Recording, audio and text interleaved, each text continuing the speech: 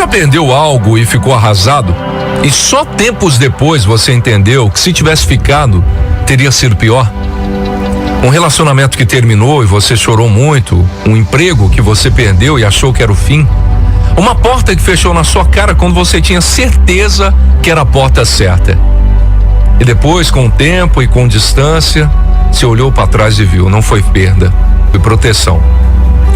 E hoje eu quero falar sobre isso, sobre as coisas que a gente segura com força, achando que são boas para nós, e Deus, que enxerga lá na frente, que enxerga o que a gente não enxerga, vai tirando da nossa mão com cuidado.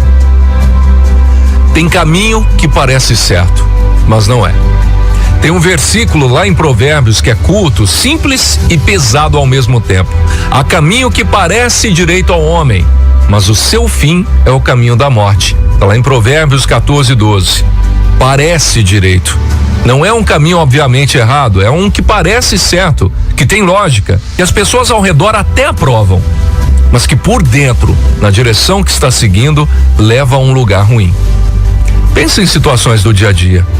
Um noivado que você queria muito, mas havia sinais que você ignorava porque estava apaixonado. Um negócio que parecia a oportunidade da vida, mas tinha algo errado nas bases. Uma amizade que parecia boa, mas foi te afastando devagar de tudo que era bom, de tudo que era saudável. A gente não escolhe o errado achando que é errado. A gente escolhe o que parece certo. E é justamente aí que precisa de alguém que vê além do que os nossos olhos alcançam. Você sabia que existe um fenômeno na medicina chamada dor referida?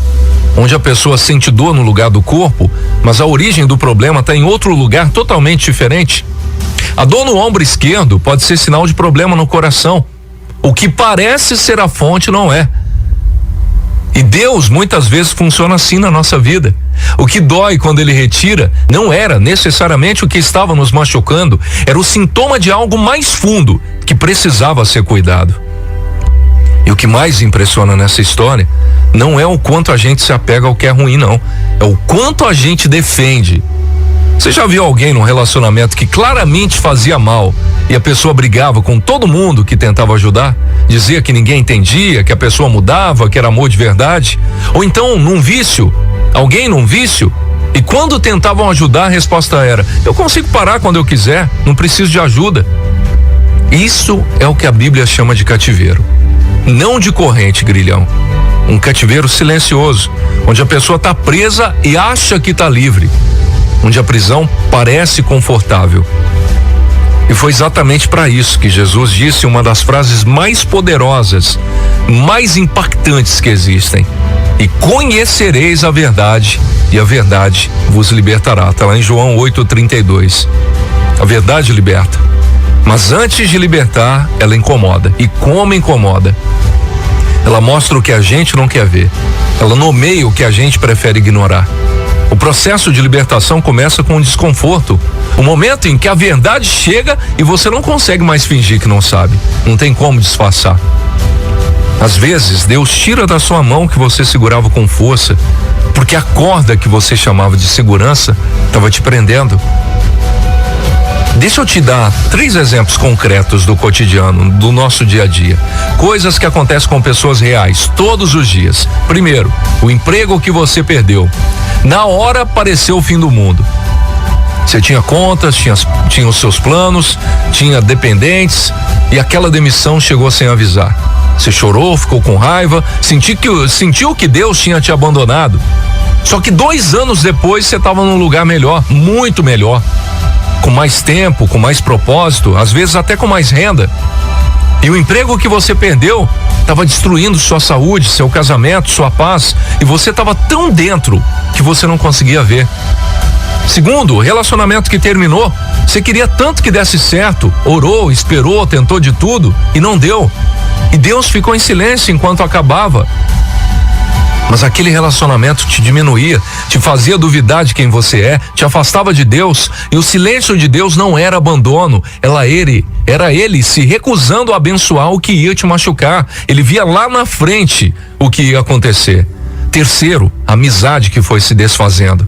Aquela pessoa que você considerava próxima e foi se afastando de um jeito que doeu, e você não entendia por quê.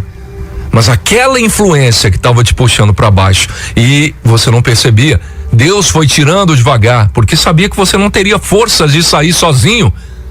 Em todos esses casos, na hora pareceu perda. Olhando de longe, foi livramento. O pastor que leva por caminhos que a ovelha não escolheria. Salmo 23 é um dos textos mais conhecidos da Bíblia. Só que tem uma parte dele que a gente passa rápido demais e não percebe. Ele me faz repousar em pastos verdejantes. Leva-me para junto das águas tranquilas. Refrigera minha alma. Guia-me pelas veredas da justiça por amor do seu nome. Ele me faz repousar. Leva-me. Não é a ovelha que decide o pasto, é o pastor. A ovelha não sabe onde o pasto está mais seguro, onde a água é mais limpa, qual vereda não tem predador. Ela só sabe que está com fome ou com sede. O pastor enxerga o mapa inteiro. E tem vezes que o pastor guia a ovelha por um caminho que ela não escolheria. Um caminho mais longo, um desvio que não fazia sentido para quem está no chão, mas que faz todo sentido para quem enxerga de cima. Quando Deus fecha uma porta, Ele muda o caminho, redireciona ali o caminho, ou tira algo da sua mão, Ele não está sendo cruel.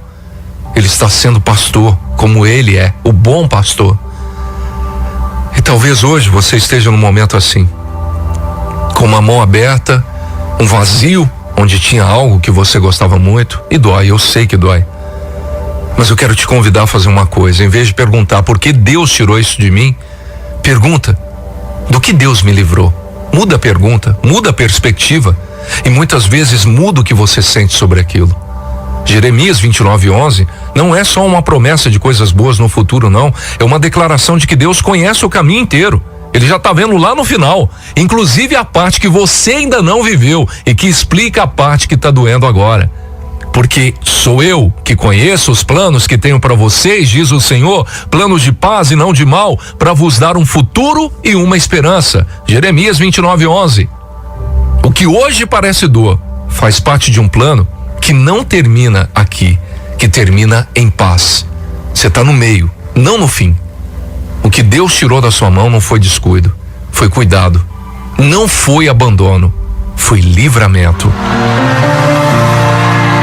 Não se assuste se Deus mudar o seu ciclo de amizades.